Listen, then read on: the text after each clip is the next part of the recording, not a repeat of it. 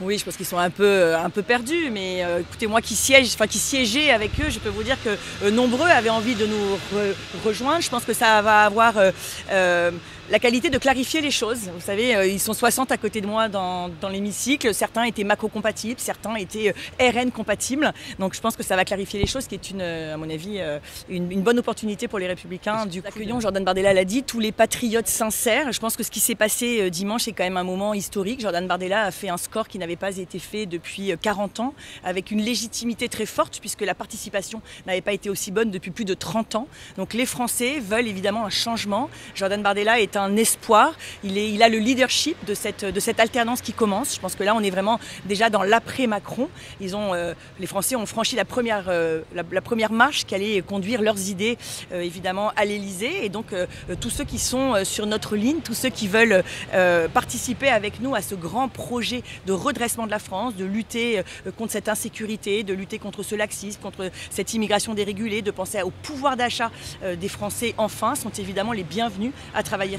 J'en sais rien, c'est pas moi, vous poserez la question à Marine Le Pen et à Jordan Bardella, je ne suis pas chef de parti. Il n'empêche que voilà, nous accueillerons tous ceux qui veulent venir travailler avec nous et ils sont, je peux vous dire, nombreux, nos téléphones chauffent beaucoup. Oui, imploser les LR, effectivement. Moi, je suis une vieille militante et c'est vrai que je pense que ce cordon sanitaire qui lâche était attendu par les Français. Moi, je peux vous dire que dans le Var, où quand même Jordan Bardella fait 45%, a fait 45% dimanche, les gens sur les marchés nous disaient mais c'est pas possible, en fait, nous sommes d'accord, la base était d'accord, mais les cadres LR ne voulaient pas faire cette alliance et passer ce pas qu'Éric Ciotti a eu le courage de faire. Donc je pense que c'est très bien accueilli, en tout cas par les militants, par les adhérents, par les électeurs. Vous savez, quand même, il y a une motion de censure que nous avions déposée après les retraites et que quand même les Républicains avaient eu le courage de voter, alors que c'était quand même très compliqué, il y avait beaucoup de pression dans leur camp. Je pense qu'Éric Ciotti a compris l'urgence du moment, a compris aussi ce moment historique, effectivement, où les Français nous demandent à nous de faire d'élire une majorité la plus large possible